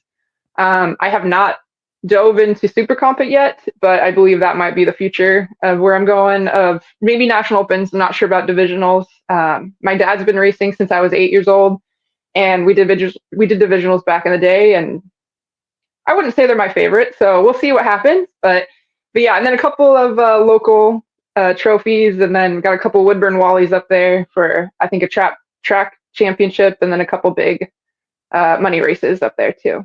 Nice. So like Super Comp style racing, did you say it's not your favorite, or what, go deeper on that? I think Super Comp, I've never done it. I've never done Super Comp, but I think divisionals, I would say generally you sit around a lot for one day. That's not really what I like to do. I like a race a day, a couple races a day. That's my favorite. If I'm going to travel, I want to be there for more than just one time, one round possibly, right? If you lose. But I haven't dove into it yet. My car currently isn't equipped with a throttle stop, but we're looking into getting one. My dad had a dragster before me, and then my dad races too. He's in a dragster, but he has one. We just haven't really taken that leap yet. We really like bracket racing. We love, Super Pro, Super Quick, any of these big money races, electronics. We'll take those on head on. But I think in a couple years we'll start looking at other options, see what's out there. Excellent. Well, I like it. I'm kind of going down the road of I don't have a home track anymore here in South Florida. The closest track is 3 hours away, and so the idea of running a weekly bracket program is just not possible. So I'm building a car for Super Street, And I've had a little experience with the .90 stuff, but it really is the Pro Tree heads up thing that makes it fun. And that vibe of, leaving together every run, there's something to me that is really exciting. Like you described the run against the truck with a 9-second dial, and you're hitting the top, and there he goes, and he's going, and you're waiting, and then you go and you chase him down. If you're the truck, and that's my situation, I'm more the slower car. I don't want to say it's boring, but you're on the track by yourself, kind of like, all right, here you come. So I really have started to like the .90 stuff a lot, but I also get where you're coming from. Like if you can run 3 or 4 times in a weekend, the opportunity cost goes way down. Yeah. Half the people lose first round of the divisional, but it's there's a whole bunch of different stuff, and pros and cons. Yeah. If you will. And I've been on both sides. I started when I was 16 years old in a 91 Honda Accord. Like I was the slow car. I know how it goes. So I've been on both ends. I think there's honestly pros and cons to being the faster, the slower car, to 90 index racing, to heads up. I see it all, pros and cons to everything. But where I truly believe my heart lies is bracket racing. Not going to lie. That is great. Well, listen, that's what it's all about. And the bracket racers of the world should rejoice because they are really the backbone, in my opinion, of the local track. And you can have all this grudge stuff, and you can have import, and but the people that are going to show up every week or multiple times a week to run their cars consistently, religiously, are the bracket racers. They will always be there. And, some people say, oh, you can't make money with a bracket program. I think you've got to have a bracket program. And that's where everybody grows from. The NHRA level super comp, super gas racers. I think eventually bracket racers try to do that also, in addition to bracket racing. So no, I agree. I'm a bracket racer as well, way back in the day, not lately. So let's use this opportunity. I'm calling an audible here. Troy doesn't know this, but it's his fault that he made a mistake, that he sent me the artwork for this year's Sportsman Showdown at Woodburn. And it's not yet at printer at time of airing, but by the time we get this thing on the air, there's a good chance it will be out there. The second annual Summer Showdown at Woodburn, $10,000 to win in electronics, $5,000 in no electronics. Here are the dates, June 6th through 8th. How about that? There we go. Little news. Troy, we're using this as a commercial for your race. It was almost as if... Got to add it to my calendar right now. Yeah, it's a done deal. 6th, 7th, 8th. And that's the real reason, Stephanie, that we waited this long to do the interview. Is we wanted to use this as a promotional mechanism for Troy and the second annual Summer Showdown. Does that work? Do you think he's buying it? I'm buying it, and most of the people in the Northwest got to be buying it. So good deal. And also want to mention Henry Roberson, who won the no electronics class in his really cool Mustang. I wanted to show that. Tried to connect with Henry, but Henry is like UPS over the road. What a bad little car that is. Awesome little Mustang. Anything else you want to say as a representative of the Great Northwest? When we go up there to Pacific Raceways each year, I marvel at it. I love the part of the country, but it does feel almost like a different country, like disconnected from everything else that I know. Something totally different. It's hard to get there. Like I know to get from Miami to Seattle is a pain. But what do you want to say as a great bracket racer from the Great Northwest? You run at Woodburn. What do you got? Yeah, there's several tracks up here. Division 6 is nothing to be messed with, in my opinion. There's several people that have finished in the top 10 of most 90 or sportsman classes recently. We're just as badass as everyone else. That's what I'm going to say. Cooper Chun's from here. I want to give him a shout out. Everyone knows his name now. Yes. But yeah, we truly do feel like we are separated because we only have one national. There's not, we don't hear a lot about us because there's not a bunch of big money races like this. So that's why I'm hoping it does expand. But yeah, we're badasses too. That's all it is. Way to go, Stephanie. I like it. And people are, now people are going to be like, we're going to show her. I think that might already happen, but yeah. Oh, listen, you won it. You did a good job. You got a big win out there. And the Summer Showdown year 1, It's going to grow, and Troy is doing great things trying to make it happen. Congratulations on your win. Thank you very much for you and I working to get connected, and we finally connected. Yes, it's 2025, but perfect timing as we were just announcing the second annual Summer Showdown at Woodburn. Thank you so much. Appreciate you. Love the fact that you're out there. Would love to see you run some NHRA Nationals. Honestly, would love to see you do that. I think you'd be a great personality and a great addition to the crew of people out there. So try to get some of those grading points and get in for Pacific Raceways. You should be able to do I'll try my best. Yeah. Can I give a shout out to a couple of people that have helped me along the way? The floor is yours. All right. Thank you. My parents, I wouldn't be here without them. Forever and ever, my whole life, they've helped me do all the things that I can possibly do. Racing's just one of them. So shout out to them, Kurt and Susan Gross.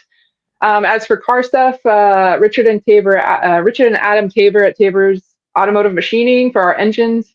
Robert Perryman from Hoosier Tire West for our tires, Chris and Charlene Ross from Purcell Tire for our tire work, and then last but not least, Mo and Brenda Trujillo for doing our transmissions over the years, used to do our engines, and then overall help. Like, they've been a family friend forever, and I just want to give them a shout out too, because neither my dad or I would be here without them. So I know Mo. I've called Mo's name a bunch of times. Mo's out there doing the big show stuff. Stephanie, congratulations once again.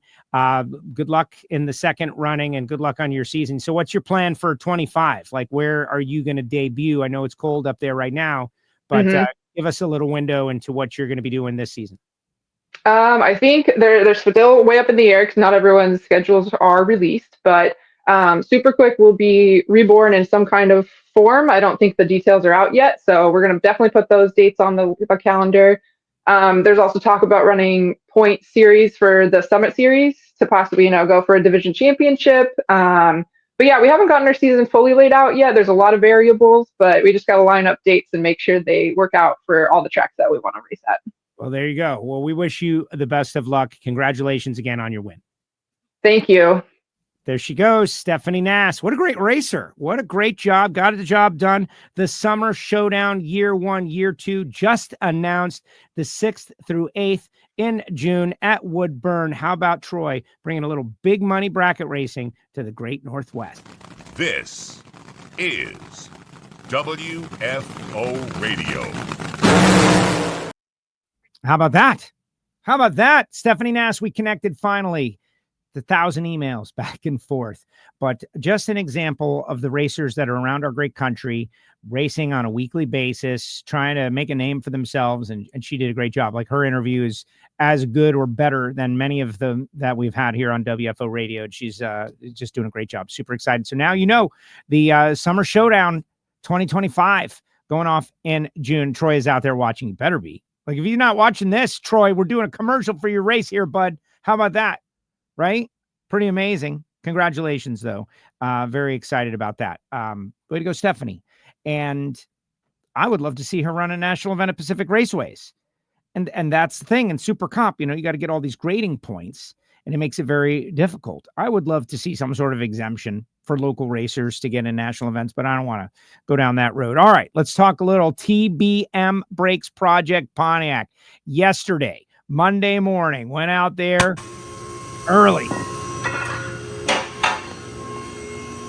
I was out at 5 a.m., 3 hours across Bradenton, Florida, and I had factory brakes on my car. Factory brakes. And it was it was plenty good enough when you're running 1020s. Plenty good enough. We had drums on the back, as came from Pontiac. But over the conversations with many people out there, like, Joe, you're going to be going way too fast. You need, for safety's sake, some, high performance racing brakes. And through some conversations with Gary Stinnett, he recommended TBM, and then Jim Schachter, Superstock Racer, he recommended TBM. They're in Florida. It was a no-brainer. And so went over there yesterday. And that's not what I want. And did a couple of video clips that will be put together in the next Project Pontiac video. In fact, we're going to have a Project Pontiac video that is going to drop from the PRI show very soon. So please like and subscribe to our YouTube channel. The Project Pontiac playlist is there, and we're going to be populating that playlist with a lot of the build stuff coming together. But ultimately, when we race the car, wherever and whenever that happens. So if you want to follow Project Pontiac, subscribe to the YouTube channel. But we were able to roll out there, and I was able to connect with Jason from TBM, and Brett LaSala was the technician who put our brakes on the car. Brett's got his own sick week project going on. This guy won sick week last year in a car called Snot Rocket. He averaged like 6.3 seconds down the track with stock block Coyote, like crazy stuff. But he's the one who installed the brakes on Project Pontiac. So let's watch a couple of clips that will be incorporated into a longer video in the future from TBM Brakes, let you know how much weight we saved. All right, we're here with Brett LaSala. He's working on Project Pontiac. What do you think? What are we doing today? Oh man, this is a really cool car. We're glad to have it in the shop. We're going to convert the factory brakes to our TBM drive brakes with F3 calipers.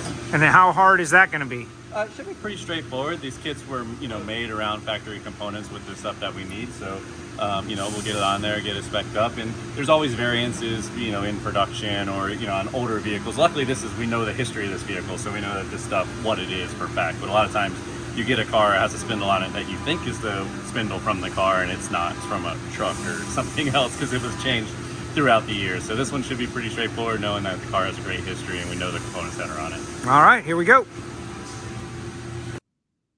Look at this. We even have super stock racer Jim Schachter, Mr. Stick Shift, working on this thing. How'd you get roped into this?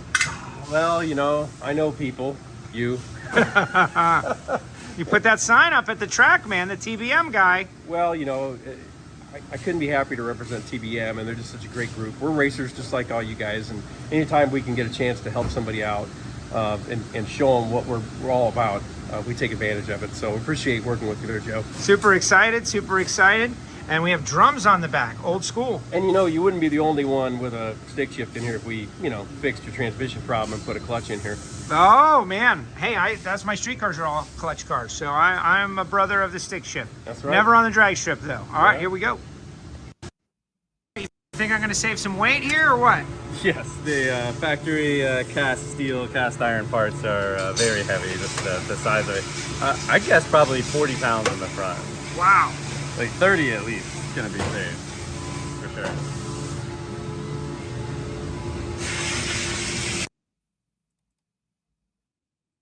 All right, what are we doing?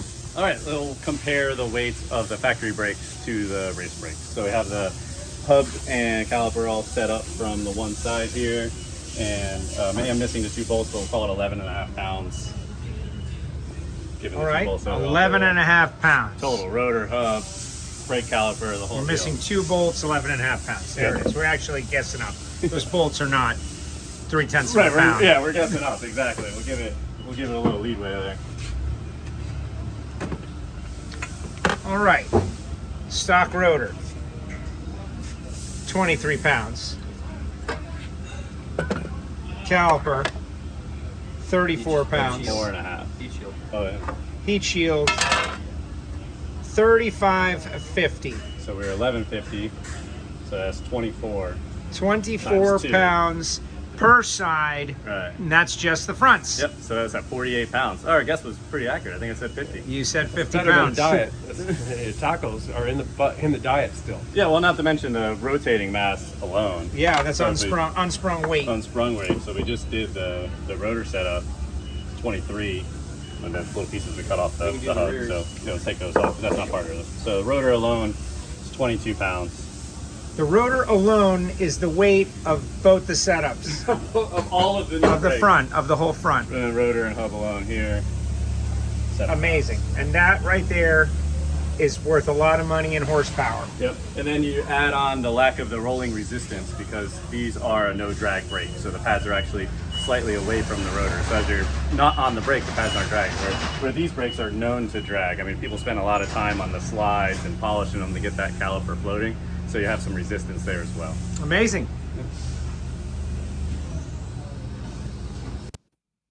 Look at this. We even have super stock racer Jim Schachter, Mr. Stick. Okay, so we saved pretty much 50 pounds just on the front by switching to TBM brakes, which look amazing. But what about the rear brakes? Oh, look at this. Something I must have titled the video wrong. It's because I got Jim Schachter talking about like how much weight we saved on the back. Here we go. Here we go. We're going to do the rears. You've been working the back. Let's see. Well, that's what they say, right? So over 23 pounds just for your standard GM. The only modifications has been, it had aftermarket housing ends, so we have a retention plate here. But from a weight standpoint, negligible difference. So one side on the back, 23 pounds. That's the factory. And TBM, the entire shooting match.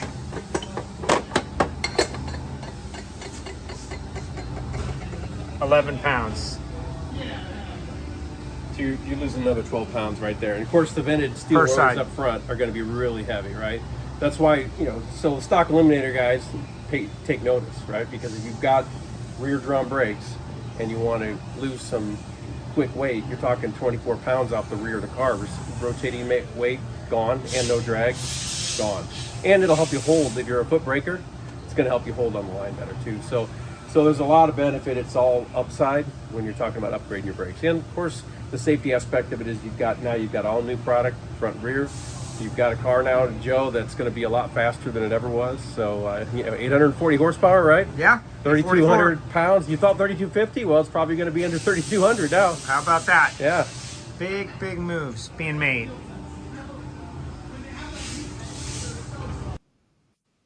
All right, Brett's working on the master cylinder. That's it. But let's talk about your car, Brett. You are a known entity in the drag and drive world. Tell us about it. Oh, we've done pretty good. It's not rocket. It's a bright green Mustang. A lot of people probably seen it floating around the internet. Yeah, I've seen it. 13 model, and we use a fast-forward race engine's Coyote, so it's kind of been my thing for the past 5 years now. Like, actually, the evolution of this car and the Coyote platform in general. It's just a personal hobby kind of thing that's led me into motorsports more, and now working for Doug at Motion Raceworks and using the car racing all the time.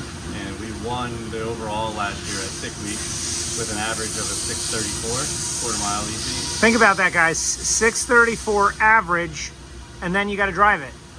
Yeah, so last year's race, which we're doing again in 2 weeks. Yep, with coming the car, up. with the new version of the car. We made 11 passes in 5 days. We made 11 passes and drove the car 900 miles, which equals 36 hours of drive time. Because it's not like you're jumping in your, F350 dually and cruising 90 down the highway with a straight shot. They have the course laid out. It's a race car towing a trailer, so you have problems along the way. So we logged 36 hours and 11 passes. That's amazing.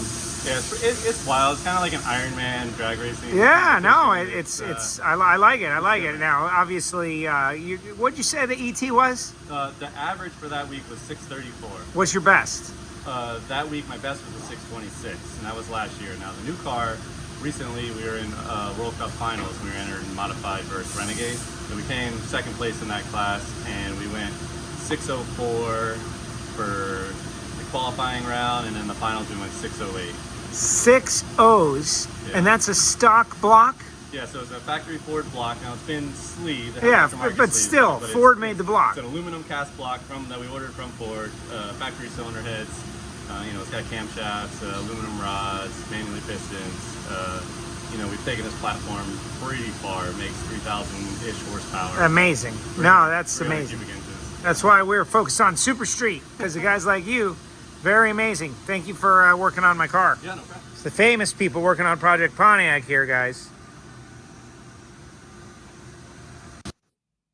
The final video. What did we just do, Brett? What happened? Oh, we did a complete brake system install. Yeah. From the pedal to the caliper. But we had to take some donor parts. Oh, right. It had stock lugs on it, so they're 7/16, and then ours are 1/2" 20, proper size. So yeah, we stole some lugs. So there you go. Don't worry, that'll be returned. Thank you all for your effort. Absolutely. TBM Brakes, what a team. Great job, guys. Thank you. Thank you. Thank you. And that's Project Pontiac, our adventure. Now you're probably wondering, Joe, what? No eye candy video at the end of the brakes on the car? And the answer is no. No, of course not. Why would you want that? You got to come to Orlando Speed World to see the car in person.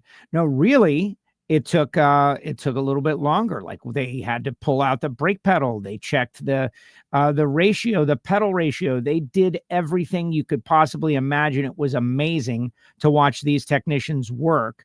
And, you know, Brett works at Rife Sensors and this business, Doug Cook has got Motion Race Works. I'm listening to podcasts as I'm driving up there to learn more about the people that I'm going to interact with and work with, and just so many great things going on and a tremendous passion. They're really big into the whole drag and drive universe, but loving drag racing in general and the business of brakes. And so check them out. I'm excited. The car is done, but it took us to like 9:30 at night.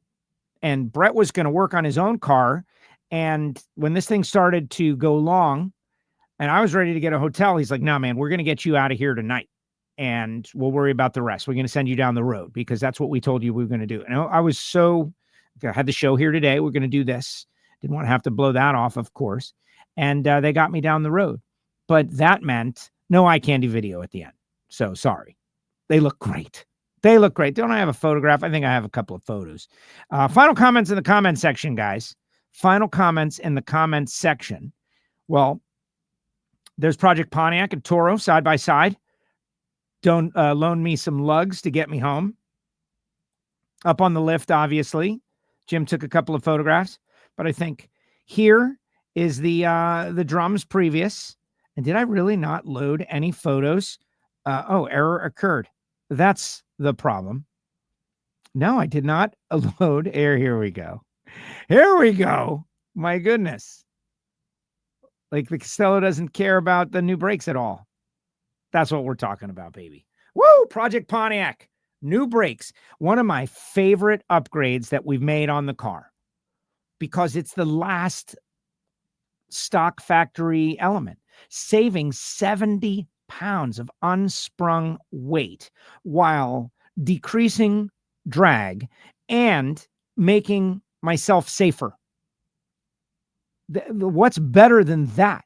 And honestly, the appearance is beautiful. And watching them work, we did A-arms and we did front double adjustable shocks. Like, we're taking this thing serious, guys. Super street. And when I say to Brett, like the reason, you know, when he's going 630s in a stock block Coyote, why I want to go super street racing, I can never do that. Like the competition for total overall performance. Like I can never do that. The performance that I can afford to change is my own, meaning try to have a great reaction time, manage the weather, decide to take or give the finish line stripe, just race Project Pontiac as it is about to be, hopefully for the next 5 years or so, and try to get a Wally and learn and understand my fellow NHRA racers and promote what they do. Like that's what I'm doing. What they're doing in Sick Week is insanity. All that highway time. And that's starting in 2 weeks. I'm super excited. And now I got somebody to root for too. Like I'm big into that. Like I want to have someone that I know and I'm connected to. But again, thanks to Jason and Jim and Brett and the entire team, Doug Cook, his entire team at TBM Brakes, first class operation, treated me like fam. And most importantly, the way they worked on the car, like the way they took care of it, made sure to not scratch it, right? Like you can see when people work on the car, how they care about your stuff. So great stuff. Thanks to the team. All right. Final comments in the comments section before we get on out of here. Remember the Prock family tomorrow, Jimmy Prock, Austin Prock, Thomas Prock, going to open it up to questions. We're going to ask about critical moments, winning the U.S. Nationals, all of that next year. We got our new Project Pontiac videos getting ready to drop. You're going to see the PRI debut of Project Pontiac coming soon. So like and share the YouTube channel. But if you're not watching WFO on YouTube, maybe you're watching on PowerTube TV. That's right. PowerTube is on Roku. They're about to drop their Apple TV app. All of these things are happening. PowerTube TV, they're bringing back the whole Pinks concept. Very, very cool. PowerTube TV. Appreciate Brian and the team over there as well. Marvin Rodak, 817-924-6821. Marvin is a great friend and love the guy. It's as simple as that. Love the guy. I try very hard to convince anyone that watches or listens or loves this show, downloads our audio-only podcast, to try some Rodax coffee at some point. And Marvin has, through the thick and the thin, the good and the bad, Marvin has supported WFO Radio. So, if you love coffee, call him up, 817-924-6821, 817-924-6821, and just talk to him and try a bag of something exotic, and you'll love it. You'll order from him on a regular basis. Plus his hot sauces and spice rubs and everything is so good. Call Marvin. Appreciate it. And of course, Frank Hawley's Drag Racing School, the Dragster Adventure, Frank Hawley. They got a lot going on. Larry Minor family coming back drag racing, hanging out at Frank Hawley's Drag Racing School. The thought process of a champion, how to handle pressure in the cockpit, all that stuff. You want to get your license through Frank Hawley, from Super Comp, Super Gas to the top alcohol ranks, you can do it. But if you just want to experience the speed of one of these cars, they have something called the Dragster Adventure, where you're driving the car and you show up with nothing. You don't buy anything. You don't have to buy a helmet. They provide it all. It's like an experience. Once upon a time, people went bungee jumping. They wanted adrenaline. Let's do this. Real dumb. And now with, Instagram Reels, you see all the cases where the people, they just like, ooh, oops. Driving a dragster is so much fun. So much more fun. Go to Frank Hawley, Dragster Adventure. It's a nominal fee, and I think it would be a value at twice the price. FrankHawley.com. Tell them you heard about it on WFO Radio. And shout out to Foggett and Bernie's and Hussey Performance, and of course Randy Neal's company, CWT Industries. And can't wait to get my torque converter from FTI. It is on the way. Jesse Converters and Total Seal Hartford is in Antarctica. He has gone down to Antarctica to connect. He's coming back, a different person. He's met seals and penguins and whales, and he's going to be, on the cutting edge of competition after the Antarctica trip. If you follow on the social, you know what I'm talking about. All right, let's see what people got to say before we get up on out of here. Let's see. What a show it has been. Stephanie was amazing. Appreciate that. Walt Walker out there. Very cool interview. Thank you, Walt. Appreciate you. Troy representing right for the Pacific Northwest. Yeah, the Texans are very proud of where they're from. Pacific Northwest, very proud of where they're from. They got a thing going on, like a rep. Great guest today, Joe. Fantastic show as well. Thank you, Richard Kirk. Thanks for another great live show. Go Project Pontiac. Thank you, Richard. Got a couple more things to do, and it's going to be tight. Another great show. Really cool to have grassroots racers on your show and people who are helping you with your brakes. Just awesome. Thank you, Art. Thank you for being so kind to say all those wonderful things. Thank you so much. Let's see. Car's looking sharp. Thank you very much. Project Pontiac. That's the deal. Pearl white, candy red, 78 Trans Am, purchased new by my dad in 1978. I was there. Let's see. Yeah, that Pontiac is looking amazing. Can't wait to see it go down the racetrack, which will hopefully be at Speed World Dragway in Orlando. But if not, then the Baby Gators. And if not, then I don't know what happened. Boy, and I'm going to get just destroyed, right? People are going to attack me. I'm hoping that the thrashing you've been doing pays off. Great show today. Well, we have been thrashing. And my friend Rick McDonough and my friend Corey Kramer, my friend Lee Neal, and everybody has really been great stepping up, and all the people, Gary Stinnett and countless people, Steve Williams, and obviously the guys at TBM and Wright Trailers. The Wright trailer, it's like getting a huge test. We're just going back and forth up and down the state in the rain, and it's been flawless so far. Couldn't do it without people helping me. And what does that mean? That means, if you want to do something, you got to just do it. This could be a slogan for like a sport, like a shoe franchise. Just do it. But once people see that you are doing it and that you're really serious about it, people who are also passionate will help you. And that's what's happening. People who are passionate about this style of racing, that understand that I got the bug and I want to get out there and compete and try to win a Wally and just be there. They realize it. Jim Schachter, he realized, like, all right, we're going to help this kid. He doesn't know what he's getting into. How about Schachter spending the day with Jim, who's a class racer, The word weight came up 5,000 times. Well, because you want to save some weight. Got to take that. Well, I took the tack out because I wanted to save some weight. How much is the tack? How much does that weigh? 1.5 pounds. Want to save some weight? Got to save weight. Everything you can get off of the front of the car and put in the right position. Class racer mentality.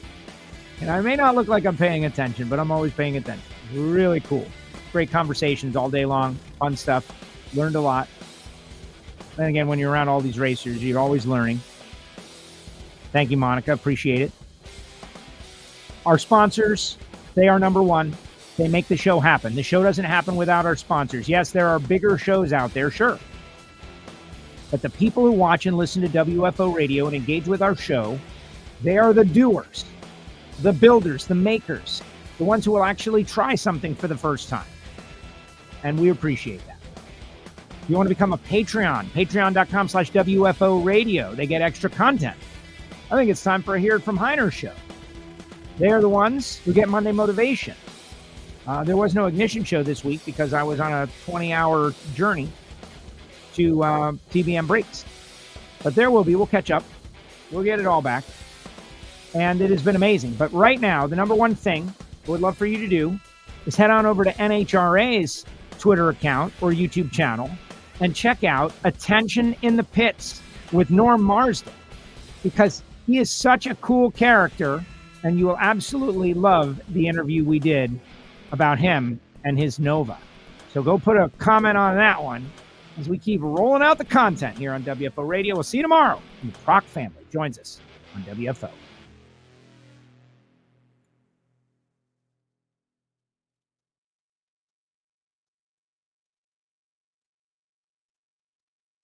Like this show? Want more? Then head to WatchPTTV.com, the new 100% free PowerTube TV streaming network. Home of the best classic and new motorsports racing and build shows on the web.